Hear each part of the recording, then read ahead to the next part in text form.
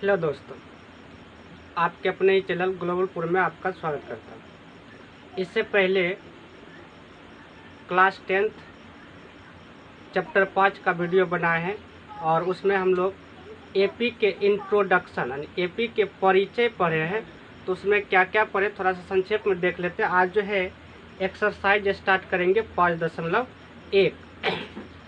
तो इससे पहले जो पढ़े हैं हम एपी के बारे में पढ़े हैं। एपी कितने प्रकार का होता है? 2 प्रकार का आया था, यानी निश्चित एपी या फिर किसी को हम लोग परिमित भी बोल सकते हैं, और दूसरा आया था अनिश्चित, उसको अपरिमित एपी कहते हैं। उसके बाद कुछ फॉर्मूला देखे थे। अभी जो हम लोग पढ़ेंगे उसमें पहला एक्सरसाइज है, इसमें हम लोग को कुछ पद और एपी में है या नहीं है इस तरह का सवाल है। तो एपी का अगर कुछ पद को लिखना हो तो ऐसे भी लिख सकते हैं। अगर किसी एपी का लिखना है पद तो उसका प्रथम पद को ए लिखते हैं, इसके अगला पद जो आएगा वो ए प्लस डी आएगा। डी क्या था? सार्व अंतर। उसी तरह इसके अगला आएगा तो ए प्लस 2d आएगा, इसके अगला आएगा तो ए प्लस 3d। ये डी बढ़ते जाएगा। तो इस तरह से एपी आता है। तो इसमें से स्टार्ट करते हैं। पहला क्वेश्चन जो है 5 एक्सरसाइज 5.1 का है। 1 का 1 नंबर। तो 1 का 1 नंबर क्वेश्चन जो है इसमें कह रहा है कि निम्नलिखित स्थितियों में से किन स्थितियों में संबंध संख्याओं की सूची एपी में है और क्यों, यानी कारण भी बताना है एपी में है तो क्यों है। तो जिसमें से पहला हिसाब है प्रत्येक किलोमीटर के बाद का टैक्सी का किराया, जबकि प्रथम किलोमीटर के लिए किराया 15 रुपया है और प्रत्येक अतिरिक्त किलोमीटर के लिए किराया 8 रुपया है। इसमें कहना है इसका कि जब 1 किलोमीटर चलता है तो उसका किराया 15 रुपया है और उसके बाद प्रत्येक अतिरिक्त किलोमीटर का 8 रुपया है। यानी कि प्रथम या पहला लिख सकते हैं, पहला किलोमीटर का किराया, पहला किलोमीटर का किराया दे दिया है 15 रुपया है। और क्वेश्चन के अनुसार चले तो दूसरा का जो होगा इसके बाद दूसरा किलोमीटर का किराया बोल रहा है इसके बाद जितना किलोमीटर जाएगा उसमें 8 रुपया बढ़ते जाएगा, अर्थात 15 प्लस 8 हो जाएगा, यानी 23 रुपया हो जाएगा। इसी तरह तीसरा किलोमीटर का अगर चले तो तीसरा किलोमीटर का किराया हो जाएगा, यानी 23 में 8 जुटेगा। इसको हम लोग 15 प्लस 2 गुना 8 भी लिख सकते हैं, वही होगा। ये हो जाएगा 23 8 31 रुपया। और इसी तरह ये चलते रहेगा। चौथा किलोमीटर का किराया तो 31 रुपया में 8 रुपया प्लस होगा तो हो जाएगा 39 रुपया। और ये इस तरह से क्रम चलते रहेगा। और ये संख्या का अगर एक क्रम में लिखें तो क्रम जो होगा अनुक्रम जो प्राप्त होगा हमें हमको 15 23 31 39 और ये इस तरह से चलते रहेगा। अब हमको चेक करना है ये एपी में है या नहीं है। याद कीजिए एपी में जो परिभाषा लिखे थे समांतर श्रेणी का, तो बोले थे प्रत्येक यानी 2 क्रमागत पदों का अंतर जो होता है वो हमेशा नियत होता है, हमेशा बराबर आता है। अर्थात अगला पद में अगर पिछला पद को घटाएं तो वो हमेशा बराबर आता है, तो उसको हम लोग एपी में बोले थे। यहाँ अगर चेक करें देखिए 23 में अगर हम 15 घटा दें तो 8 आएगा। 23 में 15 घटा दें तो 8 आएगा। उसी तरह 31 में 23 घटा दें तो 8 आएगा। उसी तरह 39 में 31 घटा दें तो 8 आएगा। तो यहाँ देख रहे 2 क्रमागत पदों का अंतर जो है हमेशा एक नियत संख्या आ रहा है, अर्थात डी जो है सार्वंतर बराबर है। इसका मतलब ये जो अनुक्रम हमको प्राप्त हुआ है ये एपी में है। तो इस तरह से लिख सकते हैं कि चूंकि दो क्रमागत पदों का अंतर हमेशा नियत है, तो इसलिए यह एपी में है।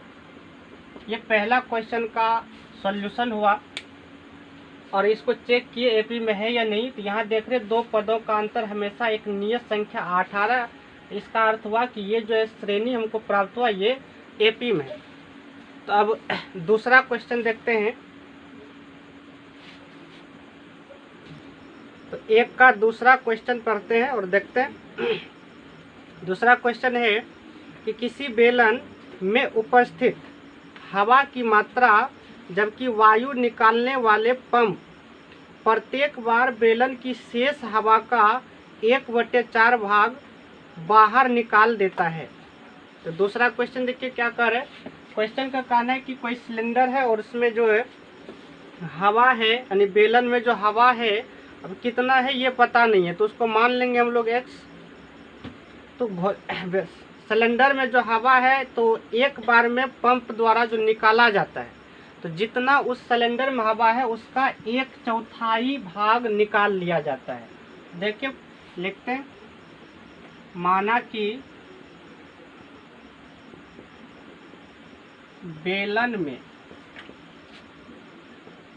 हवा का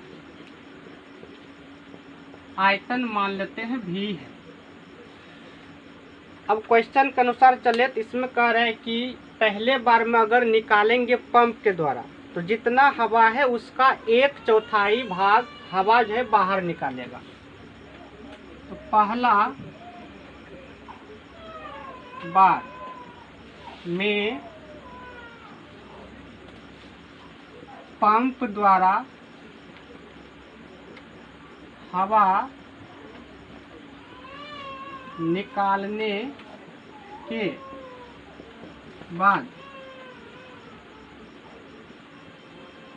बेलन में बचे शेष हवा का आयतन। तो पहला बार में देखते हैं कितना बचेगा।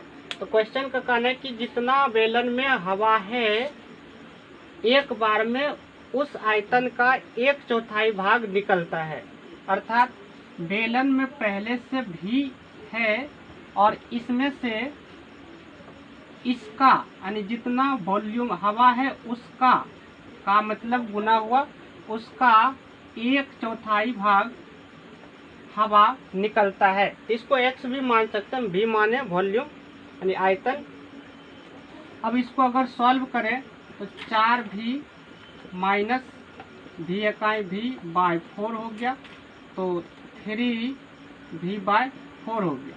इतना आयतन बचेगा हवा का एक बार में निकालने के बाद। इसी तरह दूसरा बार वही ऊपर वाला हो जाएगा। दूसरा बार में पंप द्वारा हवा निकालने के बाद बेलन में बचे शेष हवा का आयतन, तो शेष हवा का आयतन। तो अब क्वेश्चन ये है कि जितना पहले से है उसका 1/4 निकलता है। अब पहले बार निकालने के बाद इतना बचा है सिलेंडर में यानी 3v/4।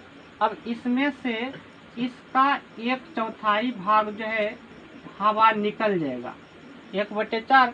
अब इसको सॉल्व करेंगे तो एलसीएम 16 होगा, तो 16 होगा तो यह हो जाएगा 3 चौके 12, 12 भी 4 तिया,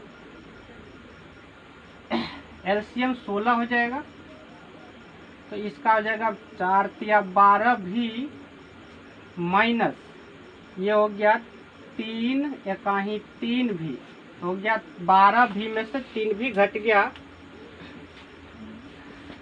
तो 9/16 भी। ये दूसरा बार में एक मान कम से कम और निकाल लेते हैं। तीसरा बार में पंप द्वारा हवा निकालने के बाद बेलन में बचे शेष हवा का आयतन। अब दूसरा बार में जितना बचा है, दूसरा बार निकालने के बाद बेलन में शेष जितना बचा है 9/16 भी, और इसमें से घट जाएगा जितना बचा है उसका 1/4 भाग जो है बाहर निकलता है। इसको सॉल्यूशन करेंगे तो एलसीएम 64 होगा, यहाँ 9 चौके 36 भी हो जाएगा, और 36 भी में 9 भी घट जाएगा तो हो जाएगा 27। डायरेक्ट लिख देते हैं, ये 27 एलसीएम 64 होगा, और ये भी बचेगा, यानी 9 चौके 36 में से इधर 9 भी घट जाएगा तो 27 बचेगा। तो तीसरा बार, अब इस तीनों को अगर हम लिखें अनुक्रम में तो क्या होगा, देखिए अनुक्रम में लिखने के बाद क्या होगा, तो तीनों मान जो निकाले तीनों को अनुक्रम में लिखते हैं। इससे जो हमको अनुक्रम प्राप्त होगा, श्रेणी प्राप्त होगा, वो क्या होगा, अनुक्रम जो प्राप्त होगा पहला बार में इतना बचा था यानी 3v/4, और दूसरा बार में बचा था 9/16 भी, और तीसरा बार में बचा था 27/64 भी, और ये इस तरह से चलते रहेगा, चौथा बार, पांचवा बार, छठा बार। बस हमको चेक करना है ये जो अनुक्रम प्राप्त हो रहा है, श्रेणी प्राप्त हो रहा है, ये एपी में है या नहीं है। तो चेक करने के लिए हम लोग पढ़े हैं कि प्रत्येक अगला पद जो है एक निश्चित संख्या जोड़ने के बाद आना चाहिए, अर्थात दो क्रमागत पदों का अंतर बराबर होना चाहिए। तो करके देखते हैं, तो 9/16 भी माइनस 3v/4, इसको अगर हल करें एलसीएम 16 होगा तो 9 भी में ये 3 तिया 9, एलसीएम 16 हो जाएगा तो 9 भी 4 चौके 16, ये हो गया 3 चौके 12, तो 12 भी तो माइनस हो जाएगा 3v/16। अब निकाल लेते हैं 27v/64 माइनस इसके पिछला पद यानी 9v/16, यहाँ भी एलसीएम लेंगे तो 64 होगा, तो 27 भी माइनस 16 चौके 64, तो 9 चौके 36 हो जाएगा। तो इसको घटाएंगे तो 9v/64 माइनस में होगा। तो यहाँ हम देख रहे हैं कि ये जो दो क्रमागत पदों का अंतर हमेशा बराबर नहीं निकल रहा है, यहाँ अलग निकल गया और यहाँ अलग निकल गया, इसका मतलब ये जो है एपी में नहीं है। यहाँ लिखेंगे क्योंकि दो क्रमागत पदों का अंतर समान नहीं है, मतलब नियत नहीं निकल रहा हमेशा, इसलिए यह एपी में नहीं है। ये दूसरा का सॉल्यूशन हुआ। अब तीसरा क्वेश्चन देखते हैं। तो तीसरा क्वेश्चन है जस्ट 1 नंबर के जैसा है, उसमें किराया था और इसमें कुआं खोदने में खर्च है, तो दोनों सेम क्वेश्चन है, पढ़ते हैं। तीसरा है प्रत्येक मीटर की खुदाई के बाद एक कुआं खोदने में आई लागत, जबकि प्रथम मीटर खुदाई की लागत 150 रुपया है। जिस तरह से वहाँ 1 किलोमीटर का किराया 15 रुपया था, तो यहाँ 1 मीटर की खुदाई जो है 150 रुपया 150। उसके बाद कह रहे हैं कि बाद में प्रत्येक मीटर खुदाई की लागत 50 रुपया बढ़ती है। जैसे वहाँ कह रहा था कि बाद में प्रत्येक किलोमीटर का एक्स्ट्रा किराया जो तो होता है वो 8 रुपया है। तो देखिए 3 का अगर सॉल्यूशन करें, हल करें, तो प्रथम मीटर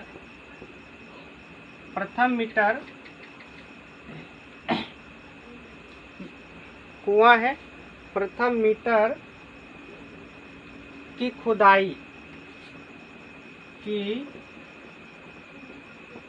खुदाई का खर्च लिख देते हैं। तो प्रथम मीटर की खुदाई का जो खर्च है वो दिया है 150 रुपया है।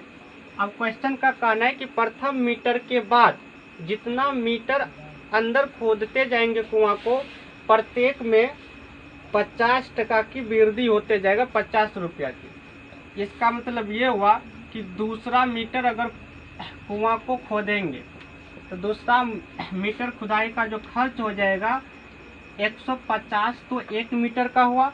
अब जितना एक्स्ट्रा होगा वो 50 रुपया बढ़ते जाएगा, ये हो जाएगा 200 रुपया हो जाएगा। इसी तरह अगर तीसरा मीटर का निकालें, तीसरा मीटर की खुदाई का खर्च, तीसरा मीटर का जो हो जाएगा यानी जितना पहले लगा उसमें फिर 50% बढ़ जाएगा, यानी 200 प्लस 50 हो जाएगा 250 रुपया। इसको ऐसे भी लिख सकते हैं 150 प्लस 50 हुआ, तीसरा मीटर का 150 प्लस 2 गुना 50 लिख सकते हैं। इसी तरह आगे बढ़ेंगे तो 3 गुना 50, जैसे लिखना लिख सकते हैं। अगर एक और मान निकालना है तो निकाल के देख सकते हैं। चौथा मीटर के लिए हो जाएगा, चौथा मीटर के लिए यानी कि खुदाई का खर्च जो होगा तीसरा मीटर में जितना लगा और इसमें फिर 50% बढ़ जाएगा, तो 50 रुपया बढ़ गया तो हो गया 300 रुपया। इसी तरह ये बढ़ते रहेगा। अब इससे अगर अनुक्रम को हम लिखें तो श्रेणी हमको प्राप्त होगा, अनुक्रम जो हमको निकलेगा वो होगा यानी प्रथम मीटर, द्वितीय मीटर, तृतीय मीटर, इस तरह से चौथा मीटर का अगर अनुक्रम में हम लिखें तो हो जाएगा 150, दूसरा मीटर का 200, तीसरा मीटर का 250, चौथा मीटर का 300, और ये इसी तरह ये चलते रहेगा पाँचवा, छठा, सातवां मीटर की खुदाई का खर्च। अब अगर इस अनुक्रम को, इस श्रेणी को ध्यान से देखें, इसमें हमको एक निश्चित संख्या मिल रहा है जो आगे जोड़ने के बाद आ रहा है, यानी 150, 150 में 50 जोड़ेंगे तो 200, 200 में 50 जोड़ेंगे तो 250, 250 में 50 जोड़ेंगे 300। यहाँ देख रहे हैं कि 50 एक निश्चित संख्या जोड़ने के बाद अगला आ रहा है, अर्थात इसके दो क्रमागत पदों का जो अंतर है वो नियत है, देख भी सकते हैं। 200 में से 150 घटा दीजिए 50 होगा, 250 में से 200 घटा दीजिए 50 होगा, 300 में से 250 घटा दीजिए 50 होगा। या हम डायरेक्ट लिख देते हैं कि चूँकि दो क्रमागत पदों का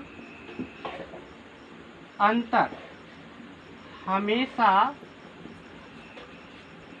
नियत है, इसलिए यह एपी में है। ये तीसरा का सॉल्यूशन हुआ। अब चौथा क्वेश्चन देखते हैं। तो चौथा क्वेश्चन है, खाते में प्रत्येक वर्ष का मिश्र धन, यानी मिश्र धन पूछा है, जबकि 10,000 रुपये की राशि 8% वार्षिक की दर से चक्रवृद्धि ब्याज पर जमा की जाती है। चक्रवृद्धि ब्याज, तो देखिए चक्रवृद्धि ब्याज में मिश्र धन जो होता है, तो पहले जो दिया है उसको हम लिख लेते हैं समझने के लिए। इसमें जो प्रिंसिपल अमाउंट है यानी कि मूलधन जो है, मूलधन वो आपको दे दिया 10,000 रुपया। उसके बाद दर जो दिया है, दर वो 8% वार्षिक है की दर से बोल रहे हैं, चक्रवृद्धि ब्याज पर दिया गया है। और तब जाके इसको चेक करना है कि इससे जो श्रेणी हमको प्राप्त होगा वो एपी में है या नहीं है। अब अगर हम मान लो निकालें कि प्रथम या पहला वर्ष, दूसरा वर्ष, तीसरा वर्ष, इसी तरह ये चलते रहेगा, का मिश्र धन, मिश्र धन कितना होगा, क्रमशः होगा। तो पहला वर्ष, दूसरा वर्ष, तीसरा वर्ष, इसी तरह आगे भी चौथा, पांचवा, छठा वर्ष का जो मिश्र धन हमको प्राप्त होगा चक्रवृद्धि ब्याज में, वो क्या होगा। अगर इसको हम अलग से निकालें तो पहला वर्ष का मिश्र धन क्या होगा, पहला या अलग से निकाल के दिखा देते हैं, नहीं तो इसको डायरेक्ट हम लोग श्रेणी में लिख सकते हैं।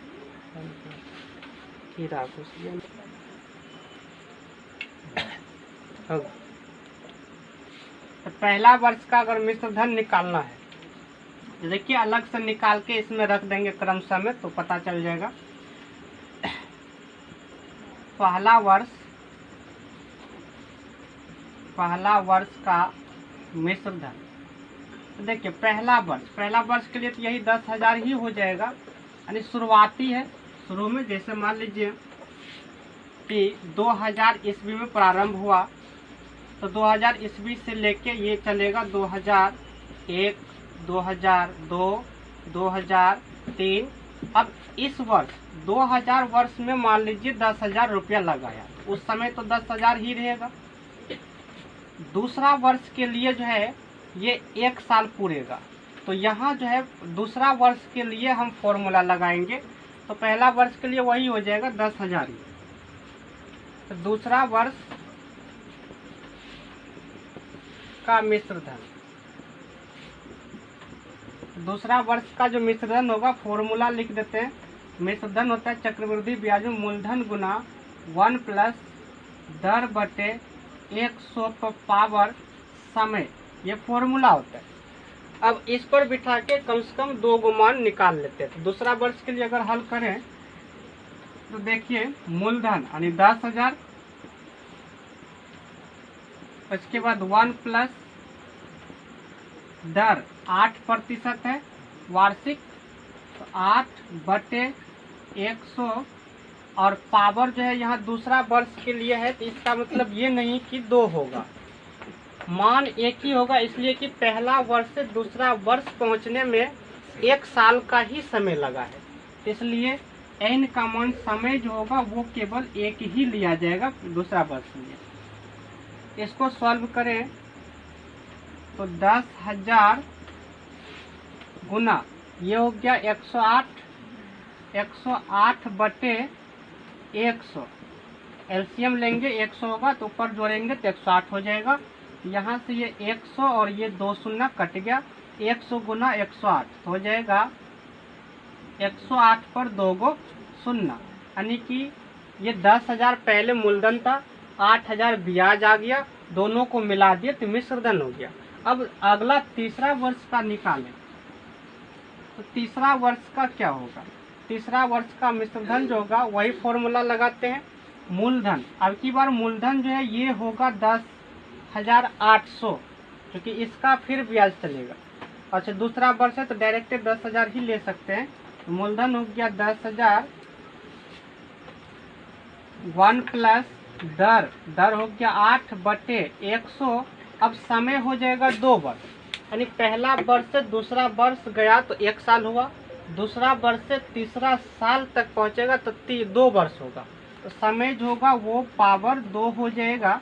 इसको सॉल्व करें तो 10,000 गुना, इसको हल करेंगे तो 108 बटे 100 होगा, लेकिन पावर 2 है, 108 गुना 108 बटे में हो जाएगा 100 गुना 100। यहाँ से ये 100, 2 शून्य, फिर 100 और 2 शून्य, ये पूरे के पूरे समाप्त। तो 108 गुना 108 करेंगे तो हो जाएगा 116 और 8 गुना 8 64, इतना रुपया होगा तीसरा वर्ष के लिए। और इसी तीनों से हम लोग चेक कर लेते हैं ये एपी में है या नहीं है, आगे निकालने की जरूरत नहीं है चौथा साल 5वां साल का। अब जो है पहला, दूसरा, तीसरा साल, चौथा साल का जो मिश्रधन हमको प्राप्त हुआ चक्रवृद्धि ब्याज में, उसको लिख लेते हैं। तो पहला, दूसरा, तीसरा वर्ष का मिश्रधन क्रमशः जो मिला, पहला साल के लिए तो वही 10,000 था, उसके बाद दूसरा साल में 10,800 निकला, और तीसरा साल में निकला था 116,64, और इसी तरह ये चौथा, पाँचवा, छठा साल चलते रहेगा। बस तीन से ही पता चल जाएगा ये एपी में है या नहीं है। एपी में चेक करने के लिए अगला पद घटा पिछला पद का जो मान होगा, अर्थात दो क्रमागत पद का अंतर हमेशा बराबर आना चाहिए। तो चेक करते हैं, इसको अगर जांच करें तो 10,800 में 10,000 को अगर घटा दे तो हो जाएगा 800। फिर उसी तरह इसका यानी 11,664 में घटा देंगे इसके पीछे वाला तो 10,800।